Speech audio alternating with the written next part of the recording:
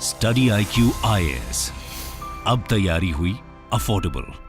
नमस्कार, study IQ IAS के इस नए इनिशिएटिव में आप सबका स्वागत है। मेरा नाम है वसु कटारा। 10 मिनट्स के अंदर हम इकोनॉमिक्स के एक इंपॉर्टेंट कॉन्सेप्ट को जानने जा रहे हैं।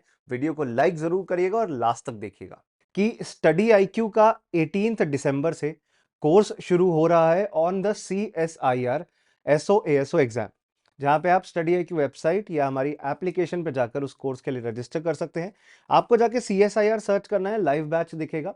लाइव बैच के अलावा बुक्स भी अवेलेबल है, जिसमें आप एडमिशन ऑब्वियसली बुक्स अलग से लेकर एडमिशन के साथ प्रॉपर कंप्लीट प्रिपरेशन कर सकते हैं। इसमें एडमिशन लेने के लिए और लोएस्ट कॉस्ट पे एडमिशन लेने के लिए मैक्सिमम डिस्काउंट के साथ आपको अदर ऑफर्स पे क्लिक करना होता है, अप्लाई प्रोमो कोड या कूपन कोड पे क्लिक करना होता है, तब जाकर ये वसु लाइव एडमिशन डिस्काउंट कोड लगा के 4999 का पड़ता है।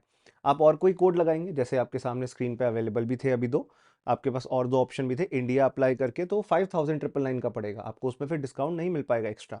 या आप लाइव लगाएंगे तो आपको उतना डिस्काउंट नहीं मिल पाएगा। मैं जो बात बताना चाह रहा हूं, that only Vasu live admission discount code will give you maximum discount lowest cost पे, मेरी पर्सनलाइज गाइडेंस के साथ। इस कोर्स में आपको क्या बेनिफिट मिल रहे हैं, ये हमारा टाइम टेबल है। 18th मतलब आज से, अभी से ओरिएंटेशन इसका शुरू हो रहा है। ओरिएंटेशन के बाद इसमें 20th से मतलब परसों से इंग्लिश की क्लासेस शुरू हो जाएंगी दोपहर 2 से 5 के बीच में। हिस्ट्री की क्लासेस शुरू हो जाएंगी आपका शाम को 6 से 9 के बीच में, और बाकी सब्जेक्ट्स ऐसे कंटिन्यू रहेंगे। सिमिलरली आपको बाकी जो हमारे जैसे नोट्स हो गए, जैसे क्लासेस की रिकॉर्डिंग्स हो गई, वो सब इसी बैच में मिलेगा। तो जरूर इसका फायदा लीजिएगा और याद से वसु लाइव एडमिशन डिस्काउंट कोड लगाइएगा। अब आई होप आप सबने थ्री इडियट्स मूवी देखी है। उसका एक सीन है जहां पर कॉलेज प्रोफेसर वीरू सहस्रबुद्धे, जिन्हें वायरस कहा जाता था, वो तीन कैरेक्टर्स जिसमें आमिर खान, इसके साथ साथ बाकी दो कैरेक्टर्स फरहान और राजू रस्तोगी, जो अलग अलग एक्टर्स ने प्ले किया है, उनकी मंथली इनकम के बारे में बता रहे हैं। कि अलग अलग कैरेक्टर्स के बारे में बोलते हैं कि फर्स्ट कैरेक्टर हमारे रणछोड़ दास छांछड़, उनकी फैमिली की मंथली इनकम 2.5 करोड़ रुपए है। ऐसे ही किसी और पर्सन की, जो फरहान है, उनकी मंथली इनकम 25,000 रुपए है। और तीसरे पर्सन राजू रस्तोगी की मंथली इनकम 2500 है। तो अब जब इन तीन कैरेक्टर्स के बारे में हमने बात करी, हमें यह समझ आया कि अलग अलग इंसान, अलग अलग लोगों की इनकम डिफर कर सकती है, अलग अलग हो सकती है, जैसे इन तीन कैरेक्टर्स की है।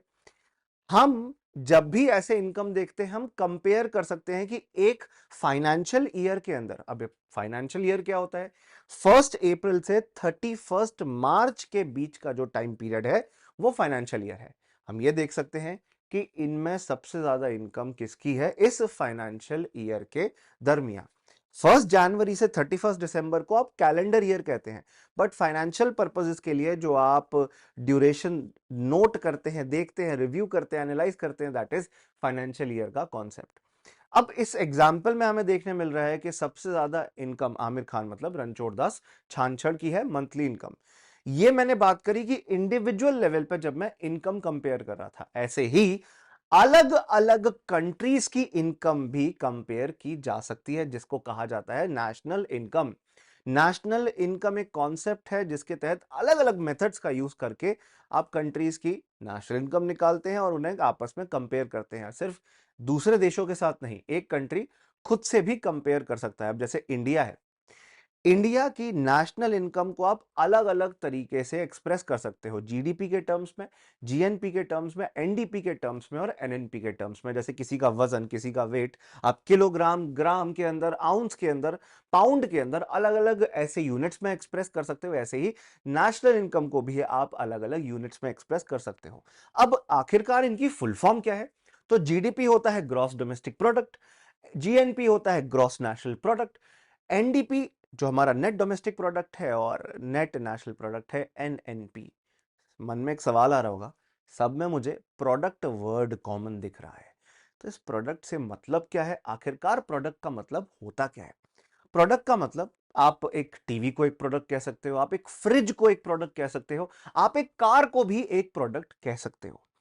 अब एग्जाम्पल जब हम प्रोडक्ट का ले रहे हैं, प्रोडक्ट अलग अलग कंपनीज के द्वारा प्रोड्यूस किया जाता है, चाहे सैमसंग हो, चाहे एलजी हो, चाहे hyundai हो, अलग अलग ऑर्गेनाइजेशंस इन्हें बनाती हैं और बनाकर क्या करती हैं? बेचती हैं, बेचकर पैसे कमाती हैं। अब जब भी प्रोडक्ट की बात कर रहे हैं, ये प्रोडक्ट एक चीज से, किसी एक रॉ मटेरियल से तो नहीं बना। इसमें टायर भी लगे हैं, इसमें सीट्स भी लगी हैं, इसमें डिजिटल इलेक्ट्रॉनिक डिवाइसेस भी लगे हैं, और इन सब की खुद की कोई ना कोई कॉस्ट होगी। हो सकता है एक टायर 8,000 रुपए का हो, एक सीट 30,000 रुपीज की, और एक इलेक्ट्रॉनिक सिस्टम 20,000 रुपीज का हो।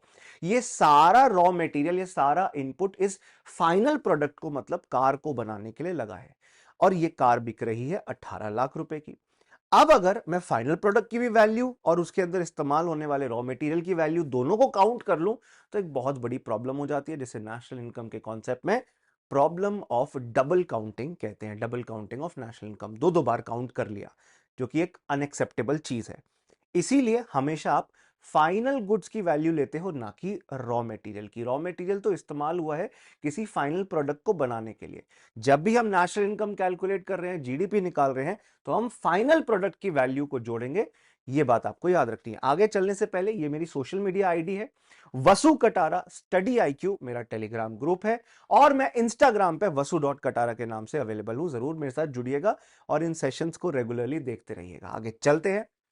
आगे आपको यह जानने मिलेगा, नेशनल इनकम की proper definition, it is the total value of goods and services produced by a country in a given financial year. Produce करके जो बेच रहे हो आप, वो नेशनल इनकम के कॉन्सेप्ट में आता है। सबसे इंपॉर्टेंट कॉन्सेप्ट है मैक्रो इकोनॉमिक्स का, इकोनॉमिक्स की उस ब्रांच का जहां पे कंट्री के लेवल पर, देश के लेवल पर आप इकोनॉमिक एनालिसिस कर रहे हो। अब जब हमने बात करी थी पिछले कुछ टर्म्स की, जीडीपी, जीएनपी, एनडीपी, एनएनपी की, तो G for gross, N for net, D for domestic and N for national, ये टर्म्स बार बार रिपीट हो रहे थे। अब इनका मतलब क्या है? सबसे पहले ग्रॉस और नेट का डिफरेंस देखते हैं। आप कोई भी चिप्स का पैकेट या कोई भी पैकेट उठाते हो, उसका टोटल वजन 100 ग्राम्स का होगा, क्योंकि पैकेट का भी वजन है और उसमें काफी हवा भरी हुई है, उसका भी कोई ना कोई वेट है। बट इन रियलिटी जब उस पैकेट में से आप चिप्स या कुरकुरे बाहर निकालते हो, तो आपको पता चलता है उसका एक्चुअल वेट तो और कम है। जब आप टोटल वेट देखते हो, वो हो गया ग्रॉस वेट, और जब आप उसका एक्चुअल वेट देखते हो, नेट वेट हो गया। ऐसे ही नेशनल इनकम के अंदर ग्रॉस का मतलब होता है टोटल, टोटल का मतलब है इसमें से अभी कोई चीज माइनस नहीं करी गई है, और जब माइनस कर दोगे तो उसका मतलब होगा नेट, जो हम आने वाले लेक्चर्स में डेप्रिसिएशन को समझाते हुए बताएंगे भी।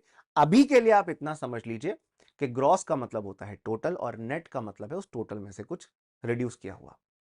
अब हम बात कर रहे हैं ग्रॉस और टोटल की, तो किस चीज का ग्रॉस और टोटल, कितने का हमारे देश के अंदर सामान बिका है, और सिर्फ सामान ही नहीं, सिर्फ गुड्स ही नहीं, कितने की सर्विसेज प्रोड्यूस हुई हैं। अब सर्विसेज क्या होती है? अब जैसे आप मेट्रो ट्रेन में सफर करते हो, तो वहां पर आपको एक सर्विस का फायदा मिल रहा है, आप एक सर्विस इंजॉय कर रहे हो।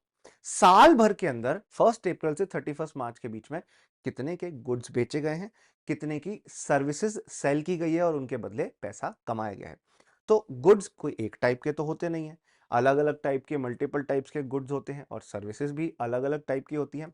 when we take the total or sigma, no, not this sigma means total, total का मतलब है कि जिसमें सब कुछ ऐड कर देते हैं।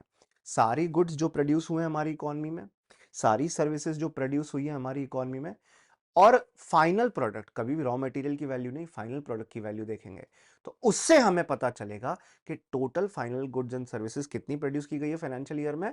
That will be used in computing the GDP. तो टोटल आपको प्रोडक्शन देखना है, इसलिए प्रोडक्ट टर्म यूज किया गया था। अब आप ग्रॉस और नेट का फर्क समझ चुके हो, अब आप प्रोडक्ट का मतलब समझ चुके हो, अब डोमेस्टिक और नेशनल का फर्क बताना है। डोमेस्टिक मतलब हमारी सरजमीन, इंडिया की टेरिटरी, ये जो आप देख रहे हैं यहाँ इंडिया की टेरिटरी है। इंडिया की टेरिटरी में वो टेरिटरी जो इंडियन स्टेट्स और यूनियन टेरिटरी में आती है, वो तो होगी ही होगी।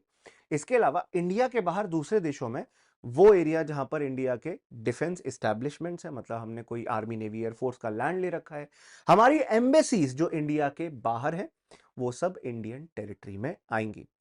अब जब आप इंडियन टेरिटरी, डोमेस्टिक टेरिटरी समझ चुके हैं, ये आपका इस्तेमाल किया जाता है जीडीपी को एस्टिमेट करने के लिए, काउंट करने के लिए। कैसे? पहले आप देखिए, ये मैं इंडिया का सिटीजन हूं और इंडिया में ही रहता हूं। कई लोग होते हैं जो इंडिया के सिटीजन होने के बावजूद दूसरे देशों में काम करते हैं जाकर, और कई लोग होते हैं जो फॉरेन सिटीजन होते हैं पर इंडिया में काम करते हैं। अक्षय कुमार भूल गए क्या?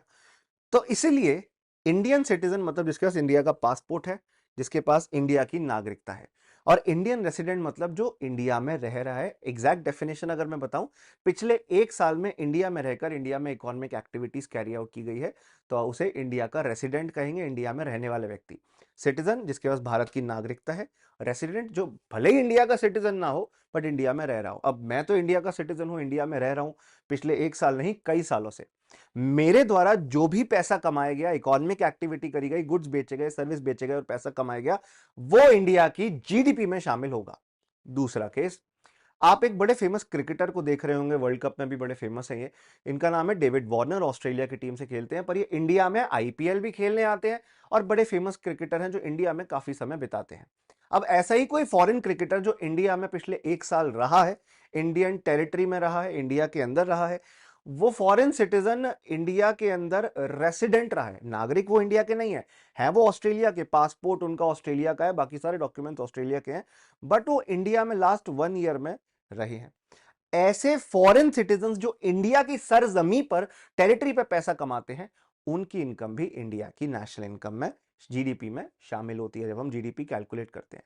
नाउ द थर्ड केस जो आपको देखने मिलेगा, कोई इंडियन है, दिल्ली का है, वो चला गया श्रीलंका के अंदर। हम अपने एग्जाम्पल में इनका नाम लेते हैं राज चले गए श्रीलंका के अंदर, वहां पैसे कमा रहे हैं, भले ही वो अपने दिल्ली में बैठे हुए परिवार को पैसे भेज रहे हो, बट वो पैसा इंडिया की टेरिटरी पे नहीं, इंडिया की डोमेस्टिक टेरिटरी पे नहीं, हमारी सरजमी पे नहीं कमाया, श्रीलंका की सरजमी पे कमाया है, और भले ही वो इंडिया वापस भेजा गया हो, वो इंडिया की जीडीपी में नहीं काउंट होगा। सो इन दिस वे, जब आपको मैंने एग्जाम्पल देके बताया, कोई भी इंडियन सिटीजन जो इंडिया में ही रह रहा है, इंडिया में ही पैसा कमा रहा है, उसकी कमाई गई इनकम इंडिया की जीडीपी में शामिल होती है, साल भर में कितना पैसा कमाया देखा जाता है। कोई भी फॉरेन सिटीजन इंडिया में रह रहा है, इंडिया में कमा रहा है, चाहे भले ही वो पैसा बाहर भेज देता हो, वो इंडिया के नेशनल इनकम का पार्ट आपको देखने मिलता है। और कोई इंडियन रेसिडेंट अगर बाहर गया, वहां पैसा कमाया, चाहे भले ही इंडिया में भेजा हो, that is not considered to be part of India's GDP और नेशनल इनकम, जो कि आप इस डायग्राम के माध्यम से भी देख सकते हैं। सिटीजन्स को हमने 2 हिस्सों में बांट दिया ना, या तो इंडियन हो गए या तो फॉरेनर हो गए, मतलब या तो इंडिया का पासपोर्ट या तो किसी और देश का पासपोर्ट है। और रेसिडेंसी को भी 2 हिस्सों में बांट दिया, या तो इंडिया में रह रहे हो या इंडिया के बाहर ही रह रहे हो, इंडिया के बाहर चले गए हो। तो जब भी आप नेशनल इनकम अकाउंटिंग के अंदर डेटा इकट्ठा करते हैं, प्लीज याद रखिएगा, रेसिडेंट एक ऐसा व्यक्ति है जो इंडिया में नॉर्मली रहता है, 1 साल या उससे ज्यादा इंडिया में रह रहा है, भले ही वो दूसरे देश का सिटीजन हो। फॉरेन सिटीजन भी इंडिया में रह सकते हैं, कोई ऐसा उनके ऊपर बैन नहीं होता, दे आर अलाउड, और उनकी इनकम मानी जाएगी कि इंडिया में कमाई गई है फॉर एस्टिमेशन ऑफ जीडीपी, क्योंकि इंडिया में इकोनॉमिक एक्टिविटी करी, यहीं से पैसा कमाया। तो जब भी आप नेशनल इनकम की बात करेंगे, ग्रॉस डोमेस्टिक प्रोडक्ट के अंदर वो टोटल इनकम आएगी जो आपने फाइनल गुड्स एंड सर्विसेज बेचकर, प्रोड्यूस करके कमाई है एक फाइनेंशियल ईयर में इंडिया से। चाहे आप इंडियन हो, चाहे आप फॉरेनर हो, इंडिया में रहना होना जरूरी है। You should reside in India. Indian resident मतलब यहां रहना होना जरूरी है, और वो पैसा हमारी सरजमी में कमाया गया हो। फाइनली इसका आपको क्लियर आंसर मिल चुका है कि फर्स्ट 2 केसेस की इनकम जीडीपी में शामिल होगी, थर्ड पर्सन की इनकम जीडीपी में शामिल नहीं होगी, भले ही उनकी इनकम जीएनपी में शामिल हो सकती है, वो अलग कॉन्सेप्ट है जो हम एक अलग वीडियो में बात करेंगे। So in this video we understood what is GDP. साल भर में जो भी पैसा गुड्स एंड सर्विसेज बेच के कमाया इंडिया की टेरिटरी पे, चाहे आप इंडियन हो चाहे आप इंडियन ना हो, पर इंडिया में रह रहे हो, तो वो कमाया गया पैसा इंडिया की ग्रॉस डोमेस्टिक प्रोडक्ट, जो कि नेशनल इनकम का एक टाइप है, उसके तहत आता है। आशा करता हूं आपको ये समझ आया होगा। Thank you.